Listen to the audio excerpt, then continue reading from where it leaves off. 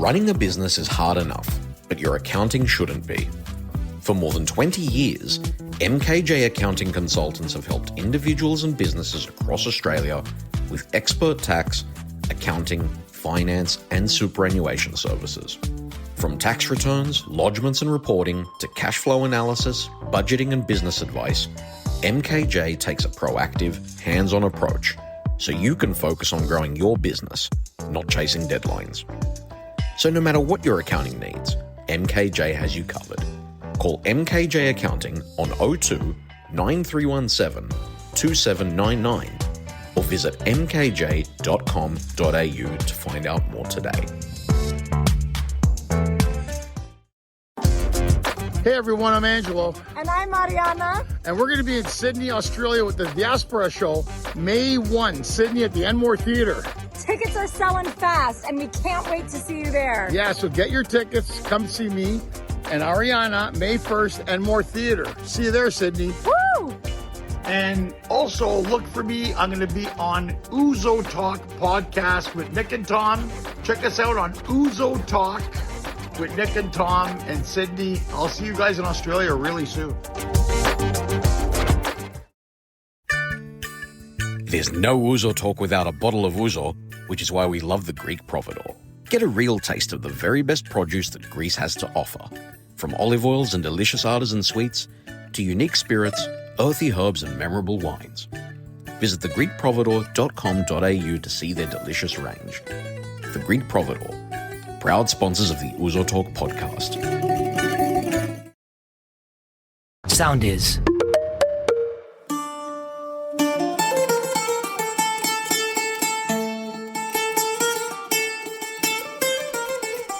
Nick Athanasiou, we are back for another episode of Ouzo Talk. It has been a huge few weeks, a huge few months really with all of these episodes. And mate, true to form, backing it all up again, and there's still more to come. It's been a huge season so far, hasn't it? Oh, it has. It's been a massive season. And look, how good is it? We're back in the distillery, and we might have an exclusive today. An exclusive? Yes, but I will tell you when we get to the drinking session. Okay. All right. So we've got something special, I hear.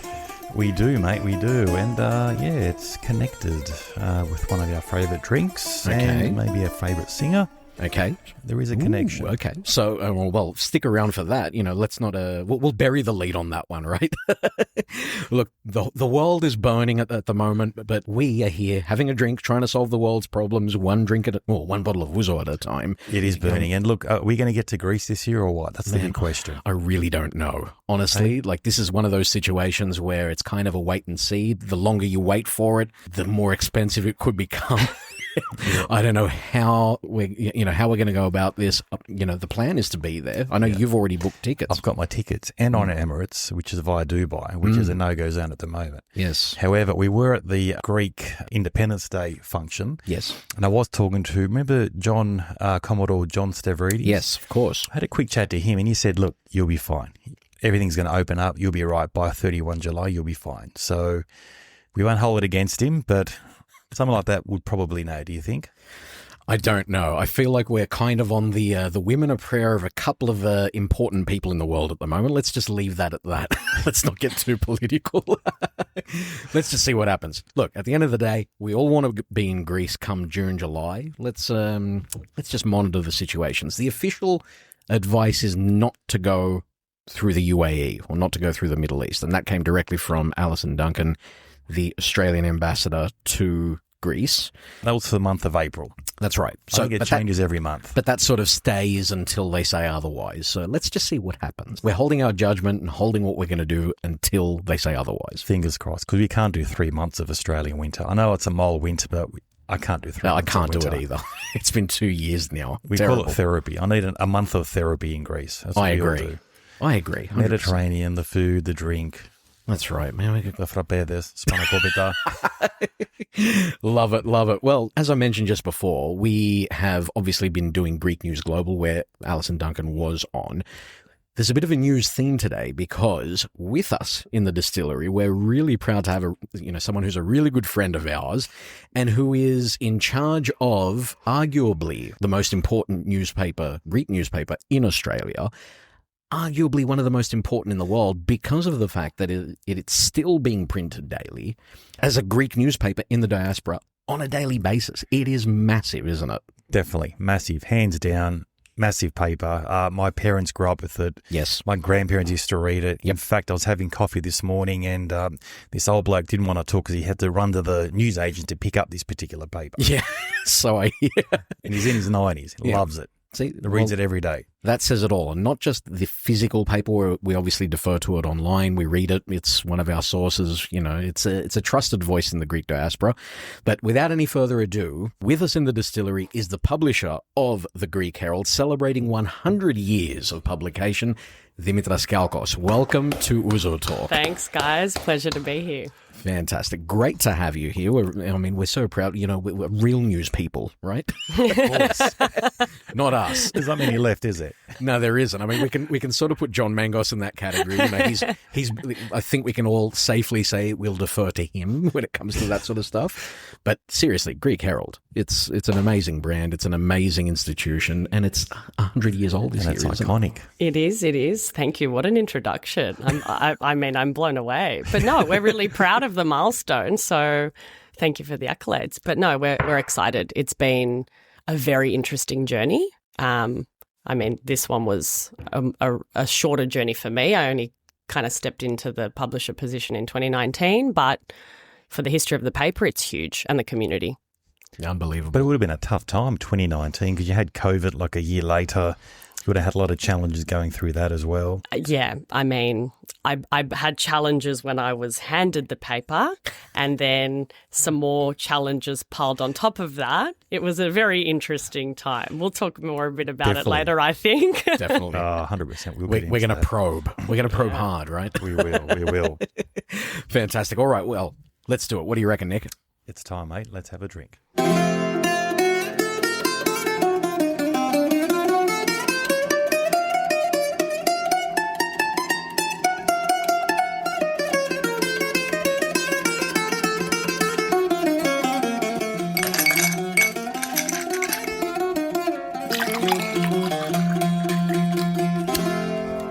Yamas. Welcome, Dimitra. Cheers, guys. All right, so. Are your arms getting longer? No, I've just created this a little bit shorter today. Seems you grunt more the more you lean. I know. It's because I've got to, for those listening, they always hear me grunt whenever it's time to cheers. It's because I've got to go over a microphone, a mixing board, a platter of food. There's a setup. There's a whole setup. There's a whole situation. Anyway, Nick, what is this, man? I mean, you flagged it. You flagged that this is an important one. It's an interesting one, mate. That tastes sensational. It is. Well, it is an exclusive because the time of recording, it hasn't come out yet in Australia. Really? So our good friends at the Greek Providor have brought this out. They're giving us a little sampler size. But the time of this release, it will come out. It's called Rocks and Grapes. It's Rocks and Grapes. Rocks and Grapes. It's a Tsipro designed by the one and only Konstantinos Arieros. Would you believe? Wow. Hey? So this is the singer. This is the biggest singer in Greece, virtually bar none, right? Correct. Him and a couple of guys, Alexandros Tsepelis, Konstantinos Theodoropoulos. They're the owners of an Athens bar called The Bar in Front of the Bar. I don't know if you guys have heard of that. You know this place? Yeah, you heard of it? I've heard of it, yeah. Haven't been, but I've heard of it. Okay, and apparently they've filtered it through marble as well. So Through marble? How Hellenic. That's what it says. Is it Pentelic marble? Ooh, I'd probably say yes, but I don't know. Does it make a difference what kind of marble it is to the taste? Is that marble effect? Have another sip. I don't know. I'm not plugging it for nothing. I'm telling you, this is fantastic. I enjoyed it. As soon as I had a sip of that, I was getting a hint of rosewater out of it. Are you tasting that? Grapesy. No, I don't just know. getting like a nice crisp cleanness right after, almost an after sweetness. It's not sweet because I'm not a sweet No, it's person. not sweet. I don't like it, but it's just it's There's exceptional. something smooth about it. It's good, crispy. It's funny because it's not sweet, but there's like a lukumi quality There's to it. something, yeah. Wow. But that's why I said rosewater. It's the aftertaste. Yeah. It's not when you're drinking it. It's just something after. Nick, you're going to town on that, mate. We'll have to get Arigiros sips. on the show to explain it. I think so. I think Might so. have to. Is he coming out again? He must be. I mean, he did so well. He's killing it everywhere he goes. He I mean, is. he killed it in Sydney with like 3 shows, Chicago, New York. He's killing it. Mate, have you seen someone who is an ethnic, let's say, you know, an ethnic person command that kind of an audience all over the world? I can't think of anyone else who's sort of done that. Maybe someone like a Pavarotti, let's say, but specifically like a Greek or an Italian music or something like that. Mushori? Maybe. Or Yanis? Remember Yanis? Ah, Giannis. But didn't But he that sell wasn't out, was it, 3 or 4 concerts out 3 at shows in the Opera House. in the Yeah. Opera House in a week. Yeah. That's huge. Yeah. Massive. Anyway. Yeah, and you know how he does that rib, the mandili thing, waving Yeah. in the air? Well, apparently my team, the Dragons, Yes. that's their thing. When the plays come out, everyone holds That's up. come from everywhere, from Mykonos. Anyway, that's not There's a gotta be a- Dragons thing. You tell him. Come on. That's my point. Come on. We call it the Arigiros wave. Okay. I reckon Dragons they've call it copped that. it. Yeah, they released it last week. So as they ran so this is out. a new thing. It's a new thing. It's like not even like the first home game. So the Everyone had a Dragons come red out. ribbon, Greece should and they do it trademark like a Arigiros thing. Okay, we've got to do a petition. If that's the case, we've got to do a petition. I'm not a Dragons fan. We mind call you. it Arigiros wave. Okay, but we've got to tell them when the Dragons run out, they've got to do Vgaleto Madili Okay. when they're waving it. Yeah. When the Dragons are Let's running actually do it like Brilliant. a poll. Yeah. Love it. Trelos. Anyway, mate, that's fantastic. Love it. Rocks and Grapes.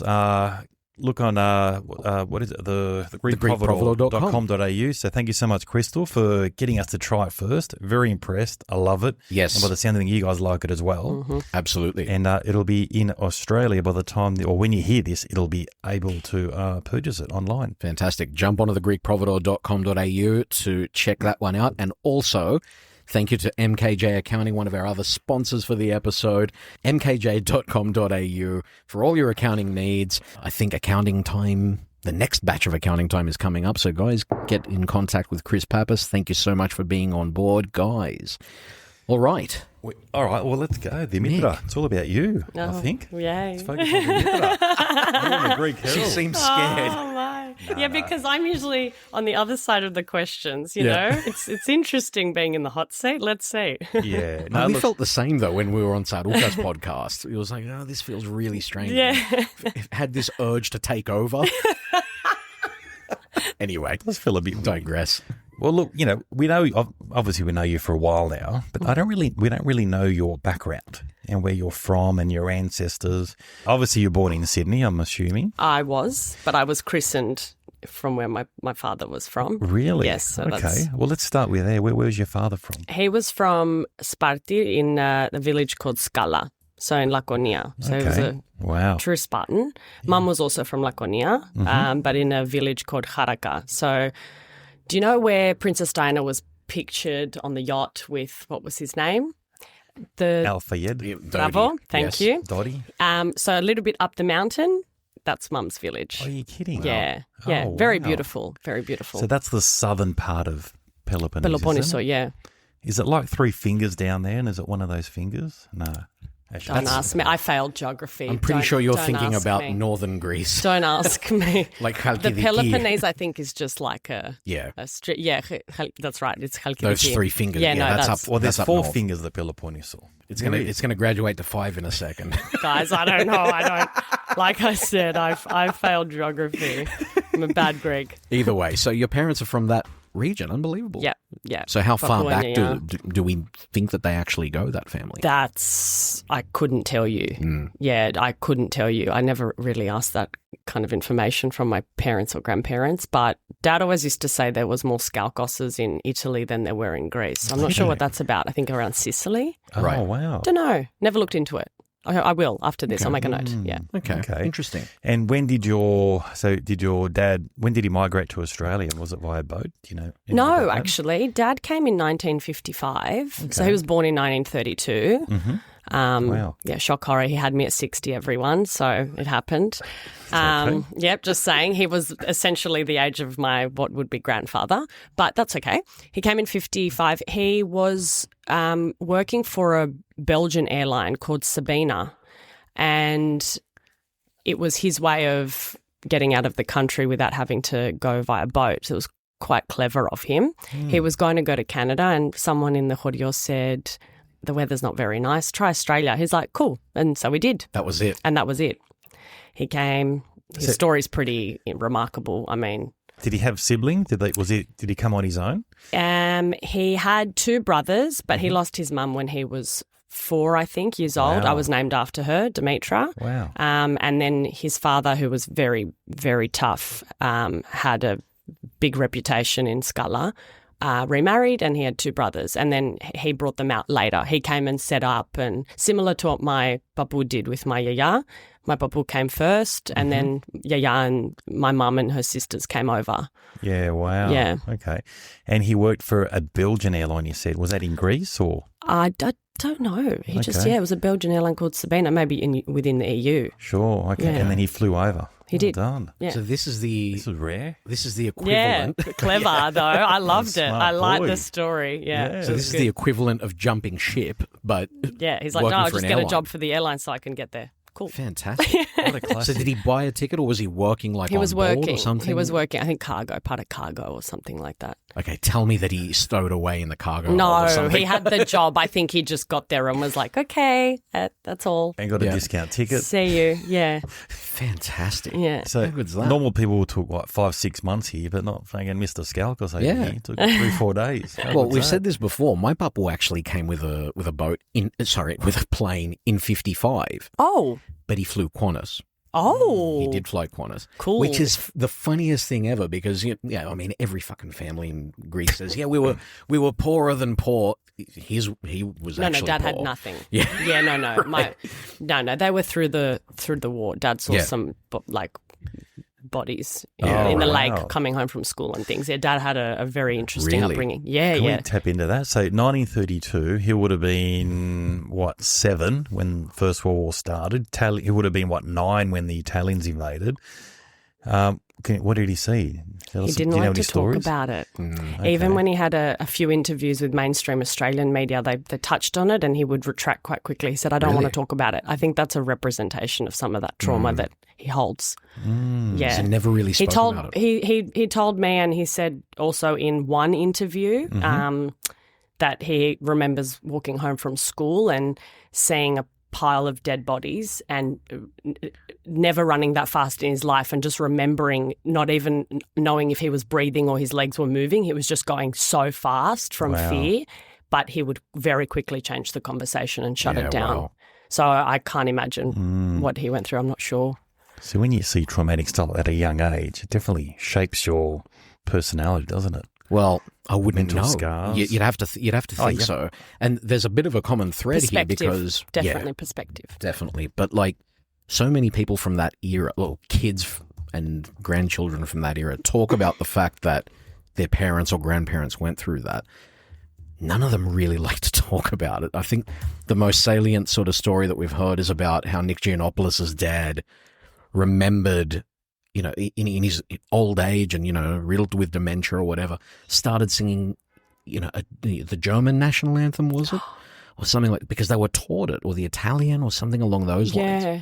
No, it was the Nazis. Yeah, and it was just suppressed. He'd never spoken about that until it sort of bubbled to the surface. I'm just doing a quick search, but yeah, there were some atrocities in Skala Laconia, so Oh, wow. World War II, and Kalavrita, all that region as well, so which we've talked about before. Yeah, So fascinating. is it fair to say that your dad came out as a result of the impacts of that and the Civil War and all that sort of thing, or was he just an adventurer? Dad just was a visionary. Really? It was always bigger and better chase. Yeah. Right. And he knew that it wasn't in Skala. Yeah. Okay. Yeah. So how old was he when he came to Australia? Oh, guys, help math. 32, Math's not good. 55. Anybody. I'm saying I failed geography, I failed history, I failed math. I'll be became a like, journalist. she must be a great business owner. That's okay. So he would have been a sharp 23-year-old, so 32 to 55, 23. Yep, that sounds about right. Let's go with that. And where did he land in Sydney? Do you know, or was it Melbourne? Brisbane. Oh, Brisbane. Wow. Okay. Yeah, And then he made his way to Sydney. he did, but not before he worked on the sugarcane fields, which is Okay. just hectic. Right. Okay. He said he told me a story, which apparently there was a group of them, all new migrants, and they were given this job, and this was the pool of money. They weren't given a salary, but there was a pool of money, and it was evenly distributed. And the owner of the field said, whoever's left splits the money. So that's telling. It's like no one survives this job. Yeah. It was him and a Serb that survived, so they split it 50-50. Oh, wow. And off they went. Wow. Yeah, so he was stoked because he made a decent amount of money. So like Because survival everyone of the dropped off. fittest. But it is survivor. The sugarcane fields. That's So this would have been not pleasant. northern Queensland would have been stinking hot. You know? Plus they cut like it's Yep. ooh. Yeah, no, would no have been good. tough. Yeah. Tough man. So he did that, and then with some money in his pocket, off he went. Yeah. So comes from Sparta, goes to, you probably thought this basically comes to Australia, comes to the other side of the world basically because he's an adventurer, works in sugarcane, like this is a tough man. This is someone who, was built tough, right? What was it that got him? He's a Spartan, right? Yeah, exactly, right? But what got him? Most people in Sydney in the Greek community know about your dad, know the name. Are those the groundings and the foundations of later successes? Or what was it that made him feel like, I'm going to run this paper, I'm going to be in the media? He got in it by accident. Right. Because of his sort of the drive he had. So he went from there to the Dunlop factory. There was all these mechanical issues they were having. Their top engineers couldn't work them out. He went in, bang, bang, bang, sorted it out. Really? He was always very good with machinery, which later we understand why his printing presses were his number one girlfriend. But no, really. Yeah. Like he would just spend so many hours in that printing press. He loved admiring it. But the owner of the factory saw that he had fixed it. They were going to have to shut down. They had a huge order because they had to wait for parts and all these things, and Dad fixed it. So they basically gave him the keys to the Dunlop factory and said, you're now running that area. Wow. So one thing led to another, and then I think there was I think the turning point was his driving school. So he had a driving school. Him and a friend of his wanted to teach some of the migrants a skill so they could get jobs. So he started a driving school so that the men could get jobs as taxi drivers and all of that. And probably shouldn't have been teaching people how to drive. Anyone that does know my father knows that it's very ill-advised that he was doing so. Maybe that explains some of the taxi drivers around Sydney. But I used to get in the car. I had my cab charge back then, and they'd see Skalkos. They're like, "Oh, your father taught me to drive," and I was like, "Oh, get me out of here!" But yeah, he went from there, and then they decided, well, the women also need jobs, so they started a sewing school, like machinery, to learn how to get jobs in factories. Then, because he had all the cars to teach the migrants, he thought, well, on the weekends the cars aren't doing anything, so they were black Holdens. So why don't I lease them out for all the christenings and weddings and funerals to the Greek community? So he starts advertising that business in the then Greek Herald. Well, Panellinios Kyrikas it was called. Okay. Then he thought, okay, somehow, I don't know the story, his story's online, but he got into then printing invitations. Right. For the christenings and the weddings. So doing like a one-stop shop, like an event planner type with the cars and the... Fantastic. So then he starts putting those advertisements also in the Panellinios Kyrikas. Then they decide, because they're printers, it was a very lucrative business. They did very well out of it. And they go, well, we'll just do it. So they cut Dad's ad. They put it in a really bad spot, bad real estate part of the paper. And they started advertising their own invitations. Okay. And then Dad went, no, that's not happening. You're not going to screw me over. He went and opened his own newspaper to compete with them, to get back at them. That's how Dad got into the printing industry. Holy shit. And he trumped them because he went and gave it out for free, and they were charging, and he got more advertisements and more interest and more journalists, and it grew. It was called Nea Patrida. Eventually it got so big he went and bought out the one that screwed him over. Unbelievable. Yeah, so that was I think it was that's how we got in. That's very Greek. Spartan vengeance. It's like, really? That's how you're going to be? That's a fiaxovo. That's it. That's brilliant. So it's pretty cool. What That's a a great story. Yeah, so truly by accident. Yeah. But Yeah. So it was from wedding invites and christening invites. Well, yeah, that one, like Put I into said, the ad. one domino effect into the other. Wow. Okay. So it was sugar canes into teaching people how to drive. Started a company there. Then you went into sewing machines So by for women. this happened quite quickly. If you say 1955, by 1966 he had opened Nea Patrida, which was the opposition newspaper. So only about 10, 11 years. It's not that big a time as a new migrant with nothing to go from. Yeah, that's. Was he educated formally? Yeah, Dad had an education. Okay. He did. Yeah. What did he do in Greece? Do you know? So he went to He was high just school? in the village. Yeah. In the Horiot. Okay, standard. All right, so after the high card, then He had... didn't get his ptυχίο until he was in his 60s or 70s. Yeah, right. Yeah, Oh, he went and got it. He never got it. Yeah. So, Okay. So from the high cars, he went to the black cars, the black Hollands, to lease them for weddings and whatever. And then from there, he went into wedding invites. Mate, this is what a story. It's fantastic. I mean, from wedding Greek invites, I'll ingenuity. start advertising. And he was pissed off because he was in a shit Well, part of the no, paper. because they go, oh, he's doing so well. We're in printing. Let's print our own invitations. And then he's like, no. And you go, stuff your old Bill my Yeah. paper then. Yeah. Wow. It's backward vertical integration. Oh, really? That fix you. Yeah, that's right. Love it. So how long did he own that local paper? The Nea Patrida. Yeah. Oh, when did he take it? I think it was Couple in the of years. 70s then. He bought 50% of that paper. He kept both. He bought 50% of the Greek Herald, and then I think later he bought the remaining. Yeah, wow. Okay. And what about your mum? Do you know much about your mum's story? I do, yeah. My mum was born in 55, the year that Okay. my dad came out. Yeah, right. Yeah, go Dad. He's done well. Yeah, yep. And like I said, my papu came here first, from my understanding, from my memory. Yeah, There's stories I was told by my papu as a kid, so it's a bit blurred. yeah. And then my mum had two sisters. She was the eldest of three. Obviously, papu came, Yeah. established, got a job, all the rest of it. Then Yaya came over with the girls. One of her sisters didn't take to Australia, the youngest, and went back to Greece. Back to Scala. That's it. Yeah, And yeah, and that was it. And papu and Yaya, I mean, my papu worked a little bit in the factory with Dad. yeah, I think my Yaya worked as a seamstress at, like, I don't know. Yeah. Yep. that's okay. And was it Sydney they originated as well? Or was it another city? They came all to Sydney. Oh, okay, Yeah, perfect. they came to Sydney. And what did your mum do when she landed in Sydney? What kind of work? Mum was in fashion Okay. early on. She had a boutique in Bankstown called Elaine's Boutique. So she used to get all these very eclectic brands from Italy and Paris, and that's probably where I get my sickness from. Yeah, thanks. Yeah, expensive habit. And then she actually started working for my father. Oh, wow. Yeah, Okay. later on. Yeah. Wow. So your dad, when did he get the Greek Herald? When was he involved in the Greek Herald? So in the 70s. 70s now. We're talking Something, about. yeah.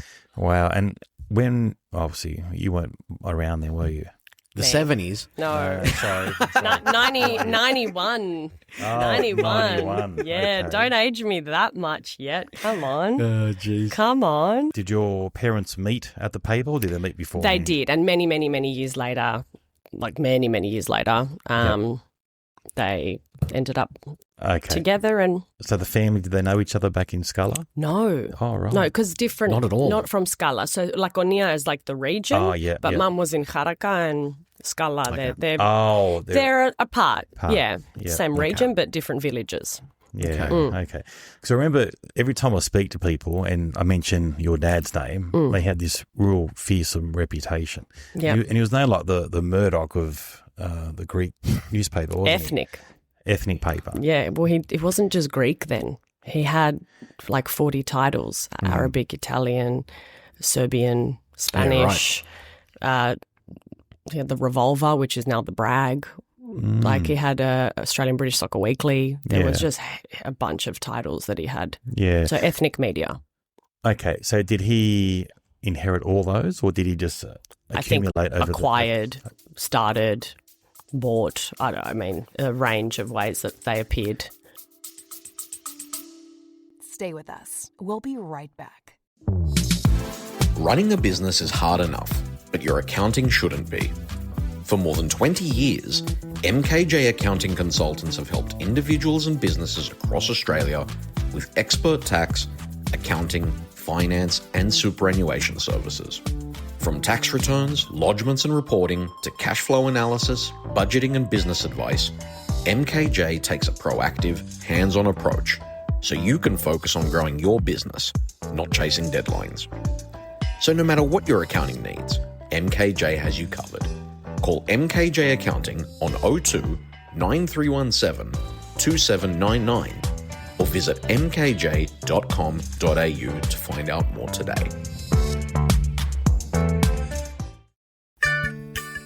There's no Ouzo Talk without a bottle of Ouzo, which is why we love the Greek Providor.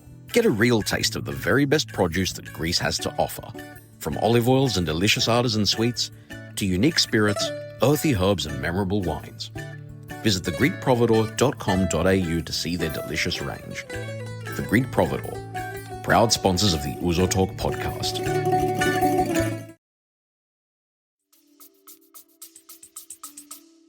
And this is just through his ingenuity that he managed to start bringing all of these Media, titles it under was their wing. booming in that era. Booming, yeah. Wow, unbelievable. Totally. Now, I was advised, obviously we've got John Mangos who does the news yes. for Greek News Global, and he knows that, we're speaking at the moment. Yeah. And he said, you've got to ask Dimitra about how her dad basically came in and saved the Murdoch press at some point with the printing. So what's the background there? Because obviously he did, he obviously did a bit of a job in that respect in helping the Murdoch press during that period. Yeah. Do you know the story? The story, as I recall it, again, I was quite young when I heard it, but there was a lot of strikes back then, as you can imagine, and Dad had printing presses and he printed some of their newspapers, but there was massive strikes. And this is by printers? Yeah. Yeah. And, Dad didn't miss an edition. He never missed an edition. And so I think they locked – the staff were happy to do so. They were loyal to the business. They just basically locked the roller doors. I think it was the unions. They were trying to get them to stop, and they just locked the roller doors and printed everyone's presses, including Murdoch. So he kind of saved that situation. And then later they continued their relationship. Yeah, wow. Yeah. Fantastic. So they're actually mates, Rupert Murdoch and your He dad. used to call him Zorba the Greek. That was Rupert's nickname for my dad. Quite fitting. Larger than life. Okay. Did you ever meet him, Rupert Murdoch? No, I was little. Okay, I was young. Too young. Yeah. Again, we go back to the fact that, your dad's come from virtually nothing in a village in Greece. He's here on an adventure more than anything. And all of a sudden, he's helping one of the biggest media moguls in the world. It was just natural, though, to Dad. Yeah. Like, he was just so dedicated to the job. It was a normal instinct. Like, once we couldn't print, like I said, he never missed an edition. He was very proud that we couldn't print, and he put at the time, there was the cargo strikes for freight.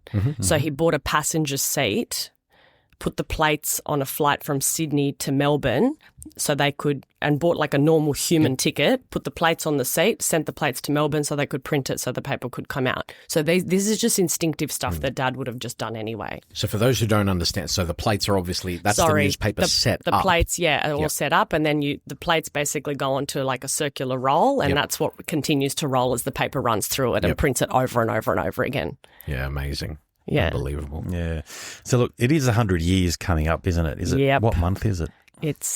We're celebrating in May. In May. End of May.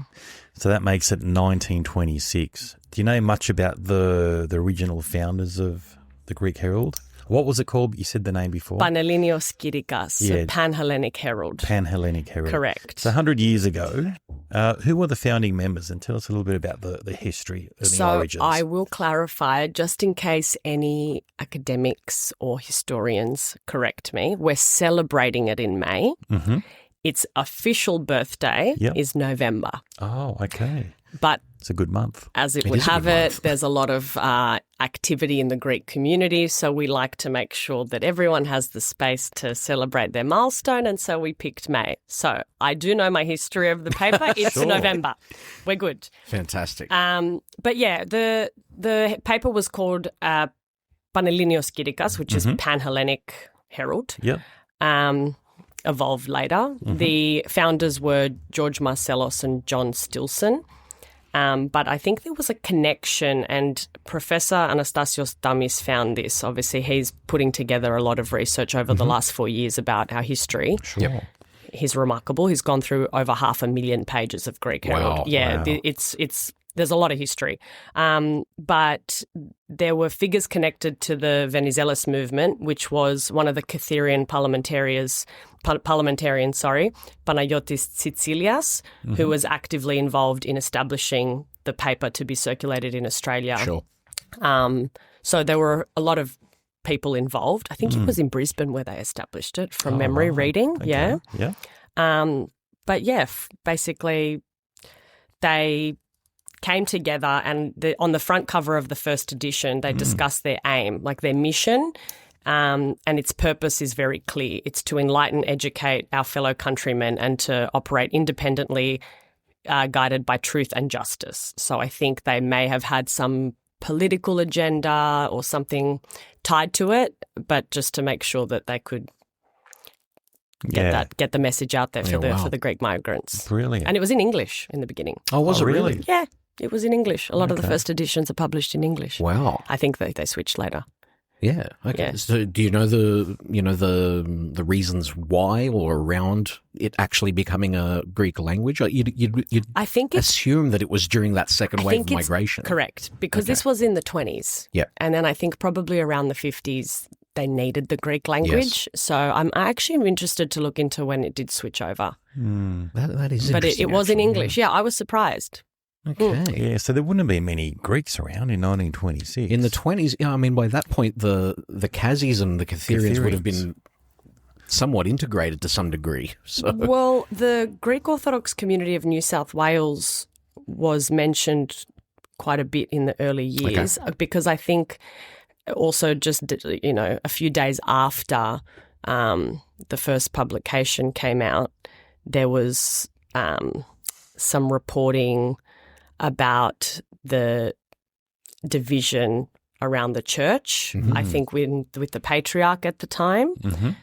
So I think that they have linked the establishment of the paper to also reporting on that matter as well. Yeah. Oh, right. Interesting. So division. And that was the Greek community of New South Wales that broke away. So okay. there was Greeks around if the Kinotita was established, I'm sure. Wow. Okay. So we're going right to the roots of this, Yeah. of a schism here. Wow. Look, the DNA of the church and the paper is very intertwined. Yes. In terms of reporting on Australia and the patriarch or the schism there, and then also later on, which is no secret, internally, Archdiocese versus Greek Herald. Yes. For 40 years or so. It was Really? Yeah. Yeah, so it's been interesting. Okay. Yeah. Very interesting. So they've been at loggerheads for the last 40 years. Is that what you're They saying? were. They were. We turned a new leaf with a new publisher. Okay. And it's at moi. New page, I should say. New page. Wow. So your dad obviously was very inspirational and stuff, and I'm sure you would have learned a lot of things from your dad. So you took over in, 2019, you said? Yeah, I was 28. You were 28. Yes, I had no idea what I was doing. I still don't. Don't tell anyone. when did you start working for the Greek Herald? I've been there my whole life. Okay. I was there on school holidays. I was there on my weekends. I was there the day I left school in 2008. I moved around. Dad always wanted me to be in different departments, so with advertising and with production and with accounting and with the front of house, and he always would move me around because he thought it was vital that if I was going to work there, you need to know every single gear links with each other and how the what do they call the cogs turn. Yeah. So I was there forever, but I mean, taking it on as the publisher and managing director versus being under my dad's wing and shadowing him and learning were two very, very different experiences. Because he was always like the the protector, Yeah. you know. But then it was like, You don't have the safety net anymore. my shield's gone. Yeah. And he used to say, "Otan fiugat hasefani charcharies." Like Yeah, the right. sharks will circulate. Yeah. Really? You know, they'll start swarming around you. Yeah. He wasn't wrong. Yeah. Yeah. But But did he prepare you well for it, though? in 'Cause ways this is anyone. in like- ways I didn't know. Right. In ways I didn't know, in ways that later, and I think this won't be isolated to me, I think our parents test us, push us, question, or there'll be a little story that they tell you, or they'll offer you some type of a wisdom, or they'll repeat a phrase over and over, and later it resonates as an adult, and you're like, oh, I Right. get it. So I think he did. He was very tough. I mean, I was very, you know, spoiled, I can say. I'm like, you know, I didn't grow up like my dad. My dad worked really, really hard so we could go to great schools and do all the right things. But he was very tough with first in, last out. If you're going to work for dad, well, it's not you work for daddy. Like it's you do the work. Yeah, wow. So he was pretty tough. I wouldn't change it. He used to say, "This is better than any university. This is the University of Skalkos." But yeah, 28 wasn't ideal. I wouldn't have gotten through it without my family, the help of my team, the newer team, and the existing, let's call them the old guard, some have been there for 40, 50, 60 years, some 30 years. And my friends. So when did your dad pass away? 2019. Oh, so it was the year he passed away. I don't think he had quite planned the succession out. Oh, so it was a bit of a shock. with He his was death, healthy. or- He was fine. Okay. Yeah, he was fine. Okay. But yeah, it was a bit of a shock because it was like, okay, well, You're it this now. is what we're doing. I never thought though, I don't know why, I never thought like, oh, I don't have to take this on. It just was like, okay, I have to continue the paper. Yeah. But I had an option. I just didn't think it was one. So in that sense, did you feel like you had an obligation to do that? Or was it, I don't know, like what Funny. drove you to do it? Yeah, funny you should say that. It was getting so many messages, emails, phone calls to the office, cards, handwritten letters. Please continue the paper from Melbourne, from Adelaide, from Canberra. I was inundated, like so overwhelmed with the loss of my dad, but also this community outcrying, being like, please, please keep going. So I, like I said, I was like, oh, Decision made. we're doing it. Yeah. We're doing it. So you just, the adrenaline, I don't know what happened the first 2 years. I couldn't tell you. Really? The adrenaline was keeping everything going. I, like I said, had no idea what I was doing, but you kind of learn to navigate the landscape as you're learning and understanding. You get burnt a few times. As a very wise woman once told me, a wise Kytherian woman, I'll say, since they helped the establishment of our newspaper. She said, stick to your supporters. Yep. And so that's what you do. And I did. And you block out the noise and you stick with your supporters, and that way you just keep moving forward rather than getting caught up in So chaos. what does that do to someone at 28 years old, being thrust into that situation, having all of this expectation put on you? You mentioned that you wouldn't have survived it without those people around you, but what did it actually do for you personally? Obviously there were lows. Were there highs as well? What did that period look like? Guys, I want to be positive. I'm positive today, but Yeah. if you're asking me to talk about then, Yeah. it was, I had a team that were decades older than me. Yep. I'm a 28-year-old giving instruction. Yep. That's difficult. I'm a young woman, so Yes. always imikri. Yep. That was really hard. Perfectly understandable, and I took no offense to it because I was. Like, that's fact. But yeah, it was interesting. Also, like I said, there was that 40-year separation from and some other organisation. So we had become a bit controversial. And as much as I can say my father was great, he was also a controversial figure too in many respects. And holding his surname, walking into a room where people haven't seen the presence of a Skalkos for a while and saying Dimitra Skalkos, and it's interesting the way it's received. Yeah. But it Do you took, get bad reactions from that? now no, Okay. then yes. I was slapped once. Really? I was By a man or a woman? by a person. Wow. And what was the reference on the slide?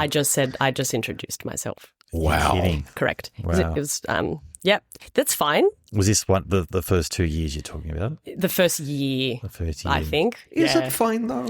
No, Not at it's all, not no. fine. No, not But at all. like I You said, condone all that. it happened, and people had some anger there, and all good. But no, like I said, Yeah. we've What a tough initiation. we spent a long time trying to mend those bridges. Yeah. And like I said, turn a new page. And I think we did it, and we really got right back involved in the community. Yeah. I guess you would have been tested at a young age, you know. Your dad's not around, and they well, let's try and bully, you know, a 28-year-old female who's now in charge. Yeah, Did you feel that? Yeah, I'm not going to make it about that. Not internally. Our staff were like our family. They were so loyal. No, they were great. But some other personalities. It was unpleasant in the beginning. Yeah. It got a lot easier as time went by. Like I said, you get a better understanding navigating politics and navigating the community politics. I'm not just talking like state, federal and local politicians or something like that. I mean, you know, everything at play, all these organisations, all the presidents and this. It 200 organisations plus across Australia that we work with, 250 Greek schools. There's a lot. We're a very active community, guys. Yeah, of course. 100%. Yeah, very active. 100%. So So just give us a bit of context. So is the issue they want a story written or a story written the right way, or they want front page? Well, sometimes, and again, I've learnt this now, but they'd say not to publish something, but it was fact. And, you know, back in the day we were known for some landmark defamation cases. I'd like to be low risk, but that doesn't mean you don't publish. If it's fact and it's unfavourable, well, I'm not your publicist. We're here to do a job in public interest journalism. So you report on it. Sometimes that makes people look bad. If you commit a crime, don't yell at me that we've reported that you committed and were charged with that crime. But because I'm not Murdoch, because I'm at all the functions and all my team are, and they have my email or my mobile number or my office address, we're accessible. So it's a bit different. There's no buffer. There's no like layer. Okay. Wow. So if there's a drama, they go just straight to you regardless of how big or small the issue is. Yeah. And how much harder do you think that is in a community like ours, which is, we've said it before, it's just small enough that everybody fucking knows each other. It makes it really hard to do our job. Yeah. I've had to report on some matters, not me personally. I don't write, for the record. My paper, our paper, the community's paper has had to report on issues regarding people I have sat at dinner with just hours before maybe, it's a community. Yeah. It's a small, it's a big community, but we're a small community. So, Can you give us an example or? Not without being sued. well, I mean, it's in the past it's now. a fact. Yeah. There was a funny one. A lot of it's crime. That's fair. A lot of it's crime. Or, you know, we get facts and they've given us a different version of the story and we've reported it and they've issued their story or their statement or their release or something like that, and we have the truth and we've adjusted it and they've taken issue to that. There's a lot of, if you know what's good for you or you silly little girl, or there's a bit of like that play. Fine. One was a weird one. There was an article. Someone had too much money and they didn't want people knowing how much money they had. I was like, I don't think I sympathise. Okay, so the story is about someone who was wealthy. Yeah. And you just mentioned the facts, which was common knowledge, I guess. Yeah. How do you get your facts? Oh, Is it do you go through a primary source? Is it like a judge's hearing? I mean, sometimes we'll go to court. Sometimes it's like repurposed from material that's publicly available. Mainly the Greek community pieces, like we have to produce them. But like they're community stories, our reporters are there, or you know, okay. Yeah, because that's, I guess me and Tom always talk about this. We don't know what's real anymore when you read what's in the paper. We get all sorts of accusations that, you reported a story this way because they're paying you to. Like there was a massive, again, I think this will be a landmark case in Australia, but an organisation has a big asset and they're selling that asset and they've made a lot of money from it. And in court documents, they kept referencing our report, like being referencing the Greek Herald's reporting as being relied upon, which we were pretty happy about.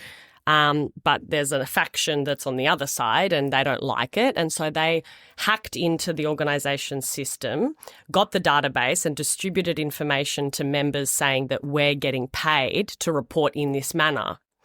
Now, this is a community organisation. So if they're advertising that they're having a Christmas festival, but they also happen to be entangled in a court case, well, yes, we're taking an ad because they want to promote their event because the community needs the attendance, but the reporting is the reporting because it's just coming from court documents. So it's not that complicated to understand, but we get that all the time. Yeah. All the time. Wow.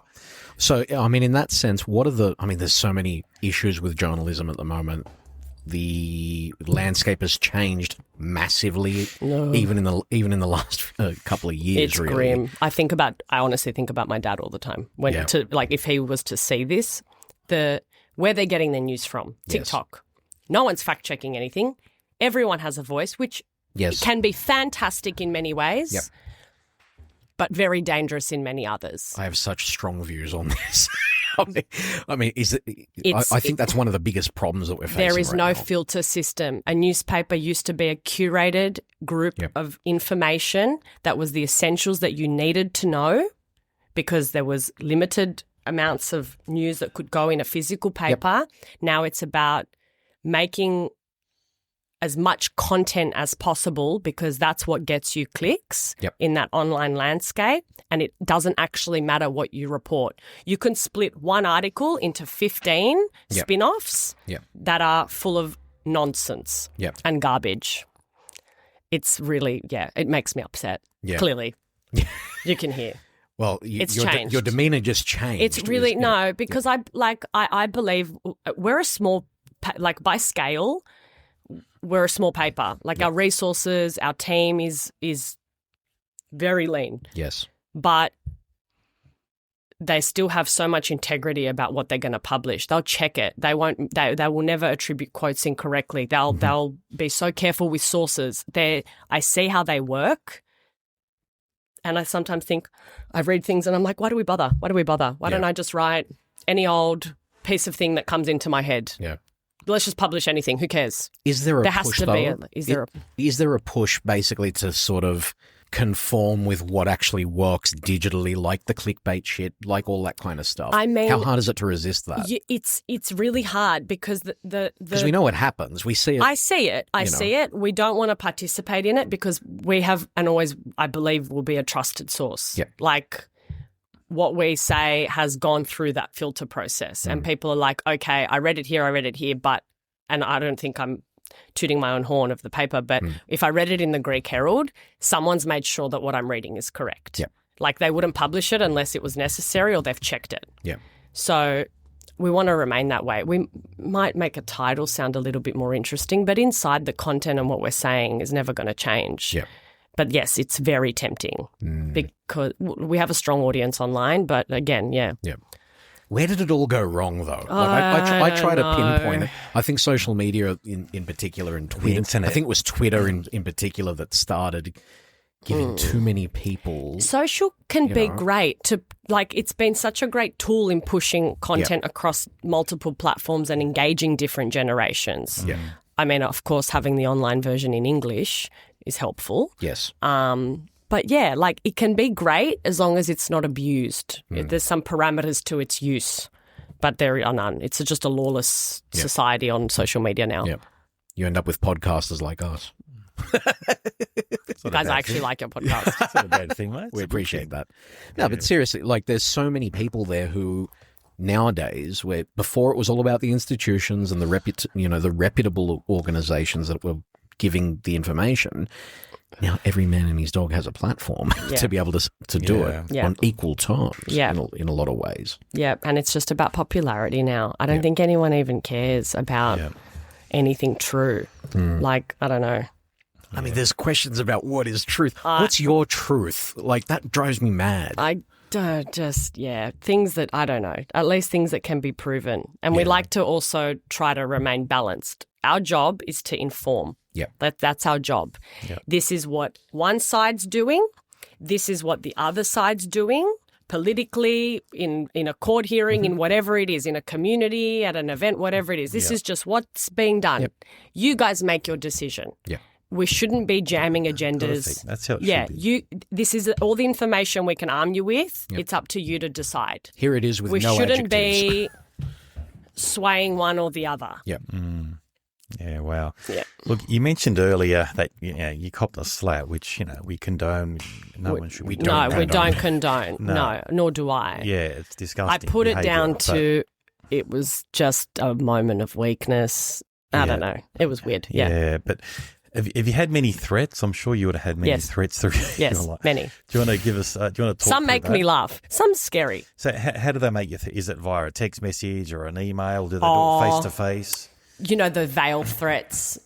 They say something without saying it. You know, when someone's talking to you and you feel like they should have subtitles on because they're saying other things and you're getting. How do you say it in English? To piani sto ponomeno. Like you get the You get the subtext. The subtext. Bravo. That's what I mean by sub. Okay. Yeah. Wow. So they sometimes it's just outright hurling abuse, like a reading- howler monkey. Yeah. I got attacked at an event. A woman when I say dragged me, she grabbed my bag strap, pulled me to the ground while she was waving my newspaper in the air in my face. You're kidding. So you No. fell to the ground. We reported on the fact that she attacked me. So I was like, that was silly, wasn't it? Yeah. Yeah. Wow. It was at a community event. Actually, Wow. it was at an AGM of another organisation also involved entangled in a legal battle. Yeah. Wow. Because we just reported on what was going on. I'm sorry. Yeah. So that's what the closest they've come to a threat. Yeah, or They've people actually say, "Oh, I physically- can't get a job because I was. You reported that I robbed XYZ, but the court Yeah. found you guilty. Yes, and now you can't get a job. Yep. I do feel for them. I'm very sorry, but also Yeah. I didn't steal.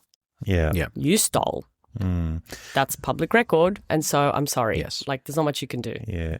Is that consistent through the 2019 when you started, or is it subdued now? Is it, Oh, it's ramped up. are you Oh yeah, people are so sensitive, and everyone throws defamation around like it's like confetti. Yeah. Yeah. This is defamatory. Is it? Have you read the act? Yeah. What are your damages? Sorry, it's not. Yeah. Anyway, I hope to stay away from defamation. Please, no one get Yeah, we any don't want ideas. that. Please, We don't want that. Please, everyone, leave me be. It's been a struggle to get to 100 as it is. Well, but let's put the disclaimer there, though, right? I mean, at its core, Everyone's offended. The media does, Yeah. what the media does, aside from all the bullshit that we see nowadays, with the mainstream media and whatever, ultimately it's about getting down to the truth. Yeah. And it's about reporting on what's going on so our society is well informed and can make decisions, whether it be on, an election or whether it be on something of public interest in general, whatever the case is. Yeah. At its core, you're just trying to exercise that in the best possible way, in the most impartial way, aren't you? You can't make everyone happy. It is what it is. Like our role is also super nuanced because in Greek we're reporting it to an older generation and in Yes. Greek, and the content is more about how they're able to have the most easy civic participation. So they understand all these rapid changes that are going on at their age in their language. Yes. That's the reporting we're doing there. And then the online is much more community driven. It's about linking the Hellenic angle of this person's succeeding in this or this organization's doing this, and there's a Greek angle to all of it. It's very different content. But yeah, like I said, sometimes you're going to It's piss not as people simple off. as here's this article in English, here's the Greek translation. No, it's not like that. so different. It's so different. All right. Yeah, it's so different. I mean, we're not going to necessarily report on the census online, but we need to be reporting on it in the paper because there's a block even now with what's going on in the world. Yeah. Yeah. Well, look, we could talk all day All about day, all the day, problems all with day. journalism and All day. whatnot. But I All want day. to go back to the Greek Herald, to the though. 100 years. Yeah. To the 100 years. I mean, during the course of these 100 years, this has been the most amazing sort of century of happenings, probably in recorded history.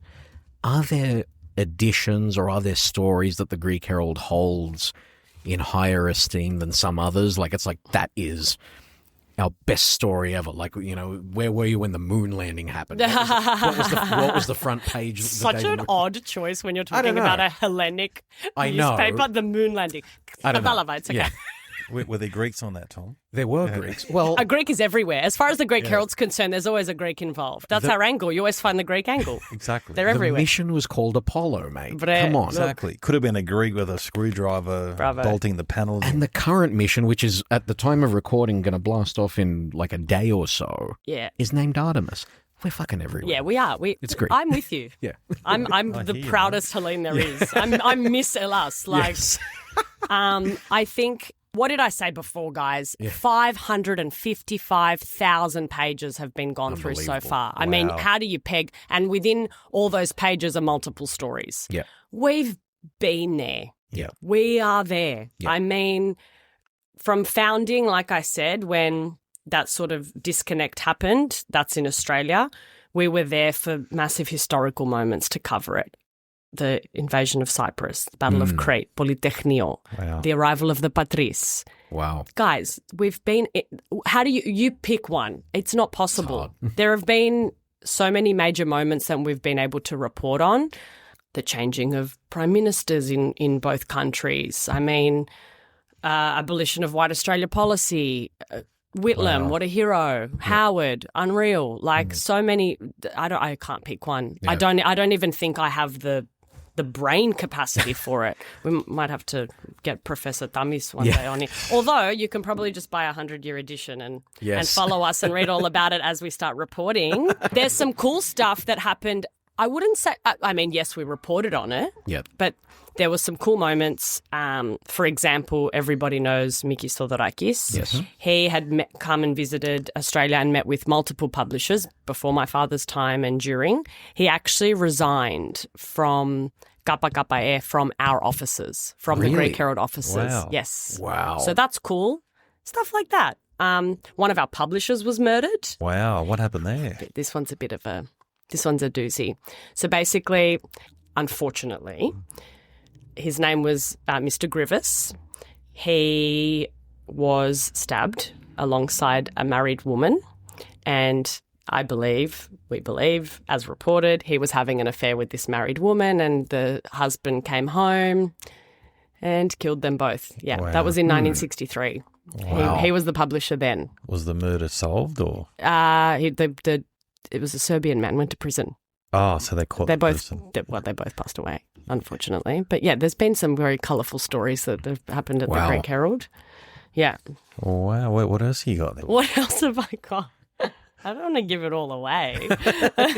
Well, you mentioned the invasion of Cyprus. Is there anything...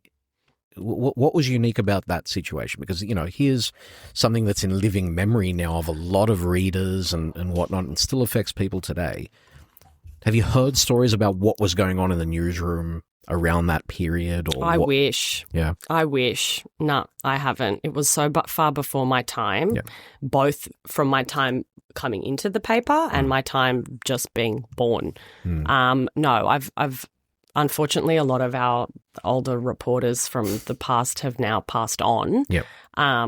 But we have, Vasily.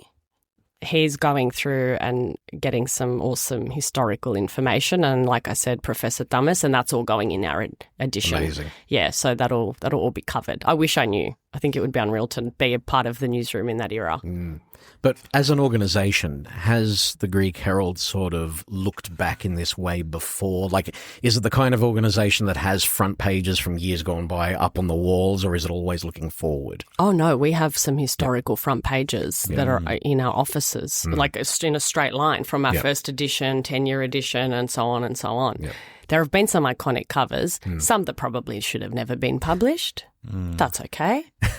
Okay. That's all right. It happens. Do you know what your biggest seller is? Ooh. Biggest seller? That's a good question. Yeah. Have you looked at that? No. Well, there you go, Something Nick. to look at. You've just unlocked a can of worms there. Biggest selling edition. No, I don't know. Yeah, because I'm sure you definitely have a couple there. Yeah, there are heaps. Sure. There are heaps. Yeah. Oh, we'll have to Wait, watch this. Probably space for that one. 2004 Olympics or something like that. Yeah. You know, some commemorative edition. When That's my bet, by the way. No, sports sells the most. It would have Yeah? been a sporting edition. Yeah, when we won. Oh, Yeah, the Euro Euro. 2004. Yeah. Oh, That- Euro. Yeah, of course. Yeah, I don't even need to check. You reckon that's it? I'm not checking. Yeah. Sports Please always. check it and come back and Yeah, tell us. sports in print sells like you wouldn't Yeah. believe. We used to have people line up at the roller door at the back of the printing press, Yeah. all the way from like NSL, like community sports, whatever it was, to the big time, all waiting for sports. Really? All waiting for sports. Like they'd grab a bundle and they'd leg it. Yeah. Yeah. Wow. Hey, what about that 200-metre Greek runner? Was it Kadedis? Gedadis, yeah. From That 2000. would have been up there for sure. Probably. Hey, in Sydney especially. I reckon. Yeah. If you go away and do these numbers at some point, we got to find out, right? I think we all agree 2004. 2004 would be there. Yeah. As in Euro 2004. Yeah. Us winning the 2004 Olympics, like owning the right, would be there somewhere. Huge. Anything sport. I'm telling you guys, it's sport. Sport is wow. Yeah. Okay. Yeah. So have you? Okay. So just change tack a bit now. So you're still printing. You're one of the original papers that still print today, 100 years. We do. Has that dropped off, or is it plateaued? I'm sure it's dropped off, but has it plateaued For out? sure. Yeah, I mean, naturally, all print media has dropped off. You see it everywhere. Yeah. But we're still daily. There's still a big demand for it because I don't know what it is. Our readers are just so loyal. It's part of their daily routine. Like it really is. It's part of they wake up, coffee, paper, and they all talk about what's in it. I mean, you can see, this was brought up in New South Wales Parliament. You see one copy, 2 copies in Earlwood, and there's 7 of them, 8 of them passing the copies around, reading it over and over again.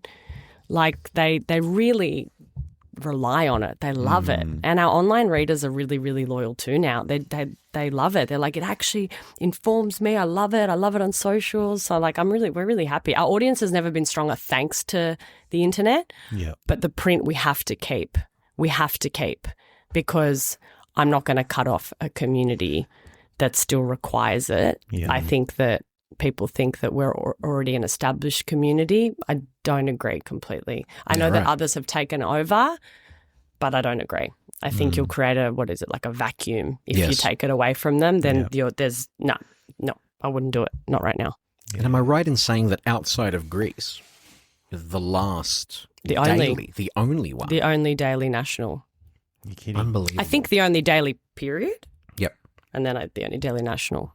And we're talking about communities in the US, the UK, Canada. You know, these are big diasporas, and the Greek Herald is the one to be doing it. Yep, I don't know what I'm doing. What was I thinking? You're doing something right. What was I thinking? Yeah. But look, if you think about it, it is something special about reading a paper. You know, Definitely. touching it, flicking the pages, sitting down. It's like an experience, I think. I love reading the paper still. yeah, me too. There's something awesome about that. I visit my printers. Yep.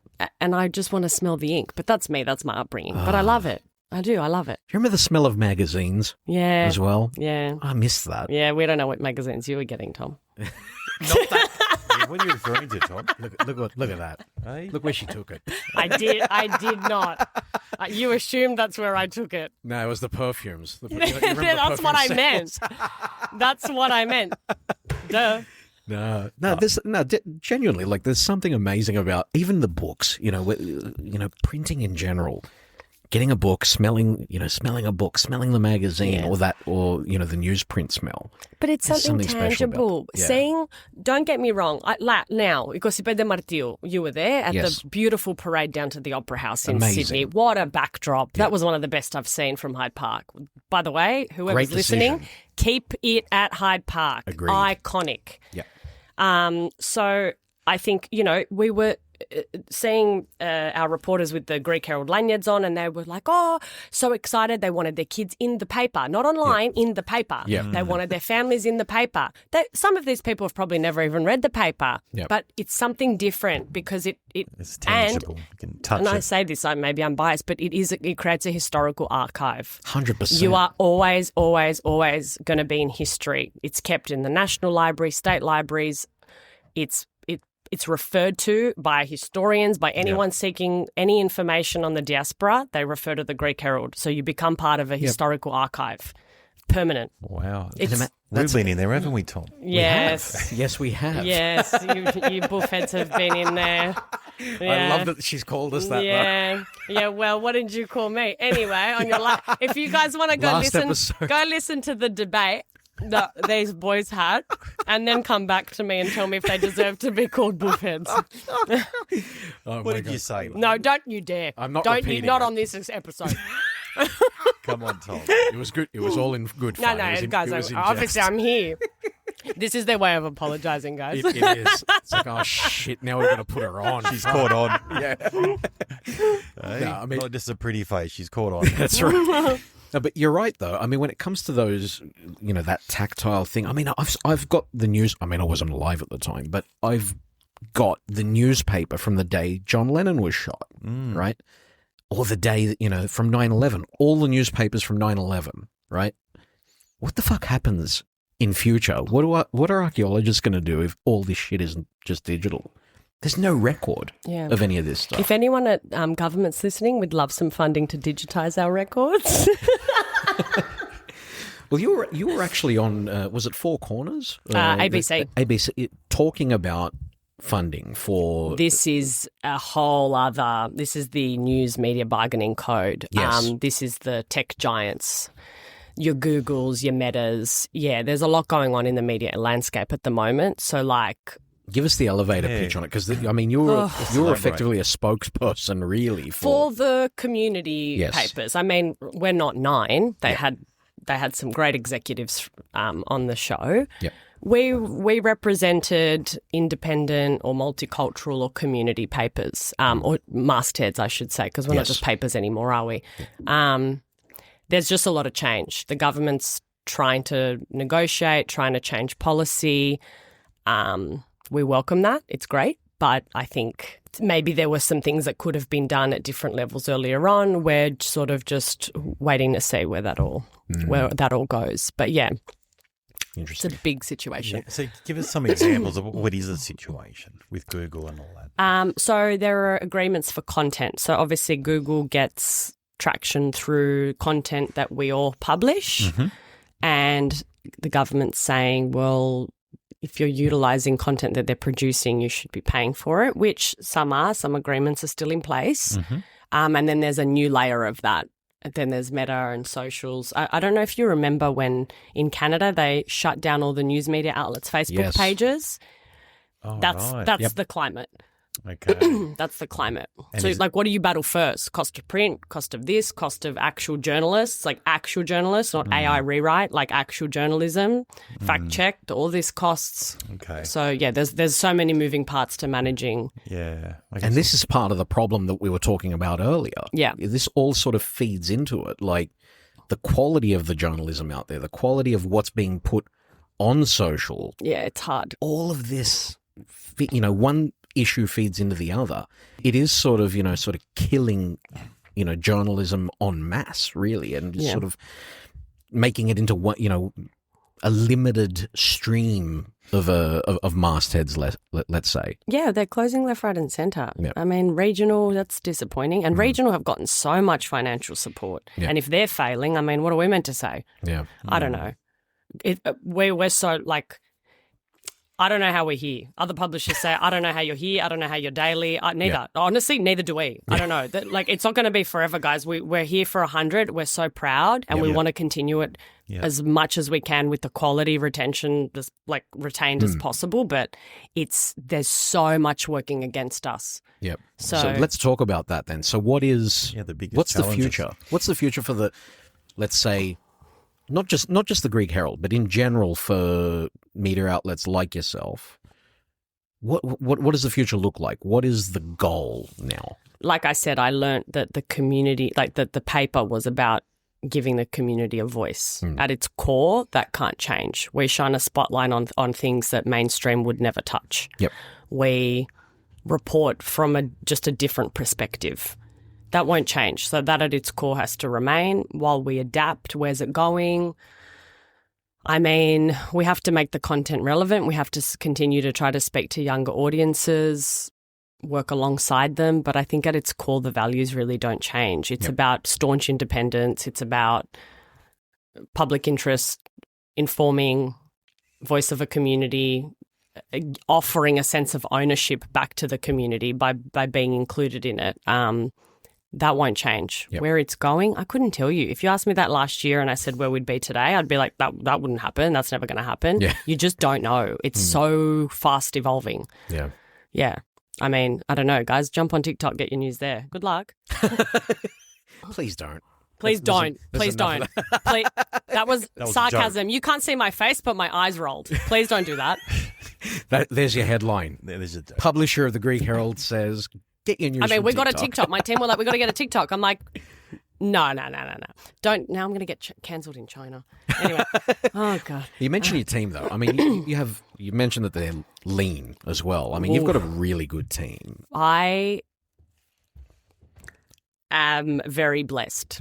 Yeah, we have a great team. Always have. Dad had a great team. A lot of them stayed for the sort of handover period. Some are still there. So we have from 80 years old to 19 years old. Yeah, wow. Social media guys, calm down. They're not running articles. But yeah, like it's so multi-generational, but it's lean. Yeah. And we all work for the paper, myself included. So we are all employed by the Greek Herald. We answer to the Greek Herald. The Greek Herald is the boss, and we all work for it. And it's not run by one person, and it can never be run by one person. Think about all the pillars that hold up one big bridge. It can't be done without all the parts that make up the paper. My team are exceptional. Yeah, unbelievable. And always present. And again, you know, the quality is that we've always said it. You know, it's one of those sources that we defer to all the time. Yeah, thanks, guys. For stuff in the community. I mean, you know, we love Adriana. Like, you know, she's amazing. Even some of our contributors, some of these young writers in Adelaide, we have Peter Dandalos in Adelaide. He's unreal. Our team in Greece, they're unbelievable. Guys, if you go, please meet them. They love Ouzo. Really? Oh, yeah. Okay. They're our people They're then. awesome. Ilya and Panayoti and our designers and definitely. Mary in Melbourne. Like, there's so many. Sorry if I didn't name you, but they are awesome. Like, awesome. Yeah. Fantastic. Do you know what the ratio is from, say, people reading print to online? Oh, online's massive. Yeah? What, we talking, 80-20, 70-30? Okay, so we're not printing 500,000 newspapers a month. So it's a 90-10. A unique users. So no, we're not. That's wow. So it's online. Online, that's what I said. That's it's the like future. like we're able to tap into such a bigger audience because of the internet and online presence, which, mind you, for a man that's so progressive with technology, was the first to bring some very forward print press tech to Australia before Murdoch claim to fame. There was no internet presence. I'm like, Dad, what's up? What's going on?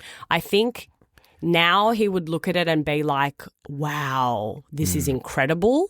But I think he would also be scared of it because he's like, I don't get it. Yeah. I don't get it. Like I said, print press, number one girlfriend. This internet space, it was something else. But we're able to tap into a much bigger audience. And more global, I guess. Now, a lot of like expats and things. Mainly, we try to keep our content Australian focused. There are others that do the global thing differently and probably better. So that's their space. We found our corner, and that's Greek Australian. There's enough. Guys, there's enough. Okay. There's a lot. Definitely. There's a lot and there's enough. We definitely report on matters in Greece that concern those interested in what's going on in Greece, and matters that concern mainly the diaspora. Inheritance law. Sure. The vote now coming. All these things. That's fine. Yep. But the internet's been great, but terrifying place. So if you sort of no internet presence. Now we're good. Now we've got a strong following. Definitely. Definitely. Well, I read it online, but I think you sort of answered anyway, but if Theo Skalkos was around today, what would he do? Oh, how would he act? What would he do? That was an unpredictable man. The unorthodox Greek. What would he do? He'd be amazed. I don't know. I don't know. Would he make some big, bold changes? Would he You'd have to think he try and would, keep the based legacy on- going? How do I answer Is he a this? traditionalist? You can answer it many ways. In his perspective of reporting, maybe, because we differ in he would take a hard line, which is fine. Many outlets do. It's not exclusive to him. Sure. We think it's best to, like I said, inform on all sides, and it's up to the reader to make their informed decision, an educated decision based on whatever we've armed them with. Maybe in that sense. Dad, what would he do? I don't know. The man was unpredictable. Yeah. He's the best, but I don't know. Okay. Yeah. It sounds like everything you did would have been successful. So. Oh, yeah. I mean, no, Dad had some failings. Yeah, Dad had some failings. Like in any business, I mean, there's highs and lows. Yeah. For sure. He wasn't always successful or flying high. Okay. Yeah. I think it's pretty safe to say, though, that, I mean, you just said it before, like, if you knew what you knew now, last year or the year before, you'd be like, what the hell? I would like to get him in front of me and ask him, how did you do it? How did you be everywhere at once? Yeah. How did you do it all? Because it was bigger and more fast-paced and such a different era. I don't know how he did it. Yeah. Because I look at it now and I'm like, oh, wow. Do you think he had a secret, or do you think maybe, like, I say us collectively? I think he had a good team. Yeah. I think he had a good, loyal team. Michael Mistakitis, Silvia Marinos. He had Georgia Patsalidis. I mean, these names that some others might hear will understand. Yeah. He had some solid editorial team and office management support. But, I still don't know how he did it. But do you find yourself asking, like, fuck, what would Dad do in this situation? All the time. And sometimes I have to do the exact opposite. Yeah. Sometimes I'm like, let's go. Yeah. Yeah, bring it. Wow. Yeah. All right. Well, look, I mean, there's no doubt, that your dad's had a big influence on this. Only because he was the longest-serving publisher. 40 years is 40 years, right? For 100 years of a newspaper, for 40 years to be at the helm of that. I mean, that's why. I'm not doing it for, like, nepotism or anything. I'm talking about Dad because he's my hero. He really did serve the community and the paper for the longest. Absolutely. Yeah. But, I mean, how are you actually going to celebrate this now? Obviously, you're going to have an edition and all that kind of stuff. Yeah. What else can people expect from 100 years of the Greek Herald? So because we still run a daily active bilingual newsroom in 2 different formats, we're still figuring it out as we go, just like I've been doing since 2019. So there's some cool stuff coming up. The event's going to be unreal. The way we commemorate it, I hope, is true to the respect it needs to be paid. And our edition thus far. We also have a book coming out. Oh, wow. That'll be at the end of the year. That will have it all. Okay, like a history of that's right. 100 years of Greek Herald. So that will have it all. And then some other bits and pieces. I don't want to think about that right now, guys. I'm still trying to get. I've still got the fact that Anthony Albanese is making a huge announcement this evening on petrol prices. I mean, I don't know. We are recording. Yeah, we are recording. It's just dropped in the last few hours that there's going to be this thing. So 30 minutes, we'll find out. Yeah, exactly. So. I mean, when this comes out, I'm sure it'll still be relevant. People won't have forgotten the fact that petrol prices spiked. Open another bottle. We need to liquor up for another this. 12. Another 12. Fantastic. Look, you're definitely busy. Look, even when you walked in, you're on the phone. You're talking to, I think it was one of your reporters. That was Adriana. You're reviewing documents. It never stops. I can understand. This is everywhere we go. Like wherever we're at an event, she's always on, guys. Yeah. This is the commitment. It's like that's a 24/7 job, isn't it? Again, sorry to quote my dad, but the news doesn't stop or sleep ever. Constant. Yeah. Yep. So when people are like, oh my God, it's the long weekend, what are you doing? I'm like, we're working through. Thanks. Okay, have a nice weekend. Bye. So you probably we don't stop. We don't. It doesn't end. So do you ever get woken up middle of the night? All the time. My team in Greece. Wow. Yeah, it's great. And what do they say? Like, hey, I've got a good story. Stuff's for you. going on. Okay. We go to sleep. They wake up over there, and so the cycle goes. Wow. Yeah. Unbelievable. It's Tom. cool. So how's that for a job? That's why I got out of it. Yeah. That's why I'm no longer in it, man. Yeah. I need sleep.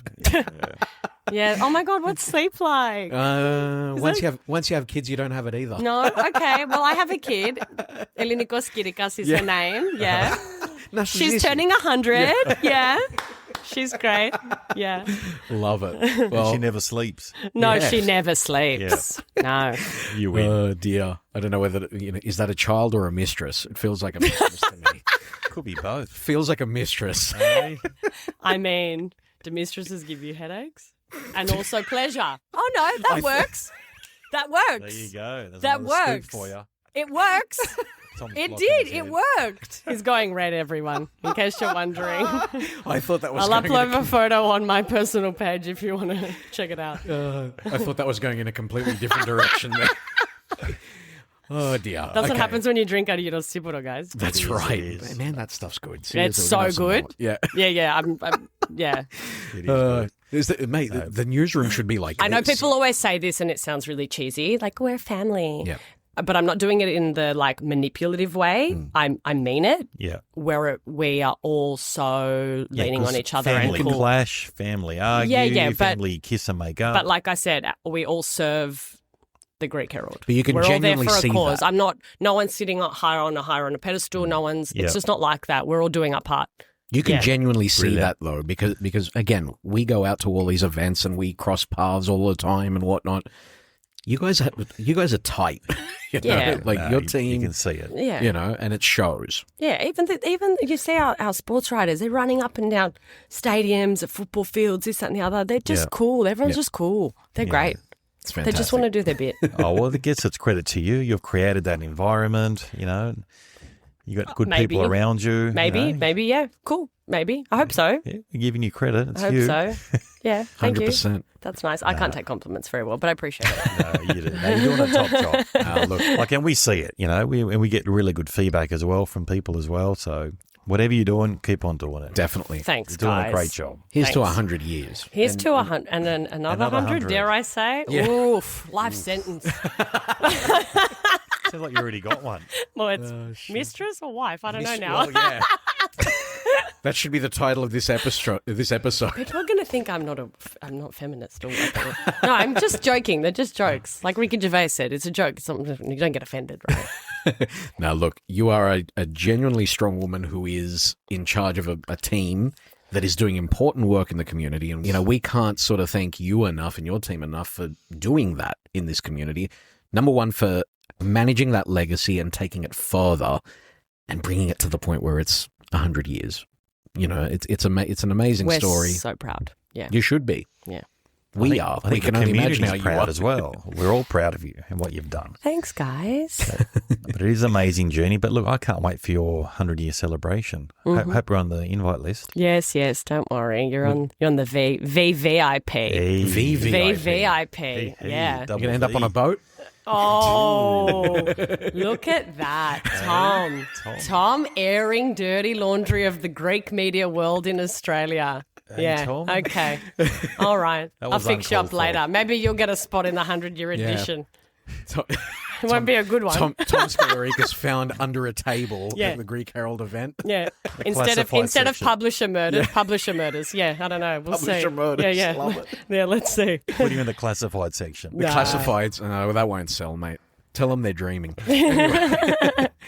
Look, Good stuff. Dimitra Skalkos, thank you so much for being part of this episode. I can't believe it. 5 years and we haven't had her on. It's amazing. Thank you so much for being here. Congratulations and all the very best for the 100th year and beyond that. Thank you so much. Thank you, guys. Thanks for having me. Awesome It was job. awesome. Well, guys, ouzotalk@outlook.com is the email. Follow us on social media at ouzotalk and at ouzo_talk. Also on Instagram, YouTube as well. Nika Thanasiou, Dimitra Skalkos, thank you so much. Awesome. Thank you, everyone. Ouzo Talk is produced, written and presented by Tom Skalkos and Nika Thanasiou.